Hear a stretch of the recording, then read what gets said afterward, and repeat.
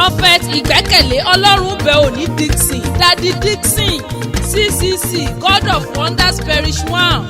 olùdásílẹ̀ Vessel of Grace Ministry ìránṣẹ́ Olúwa tí Ọlọ́run gba ọwọ́ rẹ̀ ṣiṣẹ́ ẹ̀kú iṣẹ́ Olúwa Queen láàfin akọrinkéwì pèdè àrà wọ́n pè mí pé kí n wá fi títóbi Ọlọ́run ọba wọn lórí ìránṣẹ́ rẹ ni ìyá akọrin God of Wonders Parish Mọ́nsí God ló pè mí wípé ó yá ká forin ewì dúpẹ́ lọ́wọ́ Ọlọ́run ọba mi ìgbà ọpẹ́ òun rèé o kájọ gbé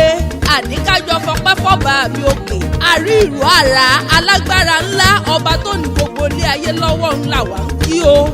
ọ̀run ló fi ṣe ìtẹ́ ó wá fi ayé ṣàkótí ìtìsẹ̀ kábíyèsí rẹ o àtẹ́ rẹ kárí ayé alèwí lè ṣe adèṣe lè wí asọ̀rọ̀ máyè ọba tí ń gbàdọ̀dọ̀ balẹ̀ ọba tí ń fọba jẹ o ọba tí ń rọba lóyè ancient of days arúgbó ọjọ́ àkàwé rẹ̀ ò sí o aláìlábàwọ́n aláìlẹ́gbẹ́ ó tóbi ọ̀run ó gbọ́ ọba mi tó pọ̀pọ̀pọ̀ tí ò lè tọ́ ó fẹ̀fẹ̀fẹ̀ kò lè fẹ̀ tán gbangba gbẹngbẹngbẹ kábítí kábíyèsí rẹ̀ o fún ìlàáfin owó lẹ̀ fọ́ba mi òkè ságìrì làgìrì ọ̀tàgìrì tí ń gbọmọ rẹ̀ níjà afẹ́fẹ́ tó ń fẹ́ tí ò lákàwé iṣẹ́ ọwọ́ rẹ ni bàbá mi òkè lẹ́ o prọfẹ̀tì ọpẹ́ là ń dá lọ́wọ́ bàbá rẹ tó fi iṣẹ́ ìránṣẹ́ ọ̀hún rán ọ ìránṣẹ́ Ọlọ́run àyànfẹ́ Ọlọ́run Daddy Dixon máa tẹ̀síwájú nínú iṣẹ́ ìyanu ìwòsàn ìtúsílẹ̀ ìdáǹdè tọ́lọ́run ọba mi fi rán ọ Prophet Igbekele Ọlọ́run bẹ Daddy Dixon happy birthday to you ọ̀wọ̀ nílé o níbi tá a ti gbé bí ọlọ́mọ ńlẹ́ o ọmọ ọlọ́wọ̀ máa dẹ̀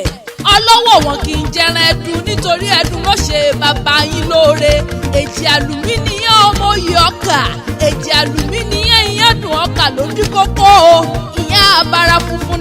ní ọkà abara pàìpàì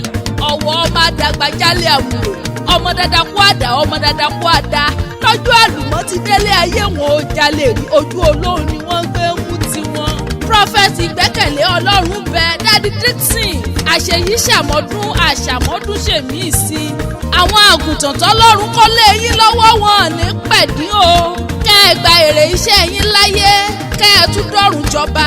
fún ìlàáfin wò dáṣẹ́ jẹ́ o Mọ́nsí Gold olórí Adéjọkẹ́ ìyá akọrin God of Wonders Parish ló ní kí n wá mọ́ kí yín o pé ká wá mọ́ bá yín dáwọ́ ìdùnnú tọ́ba wá pẹ́tàlá kéwì àrà tí ń pèdè àrà olúwa tóyìn púpolú ìdá àmọ̀ sí Queen láàfin entertainment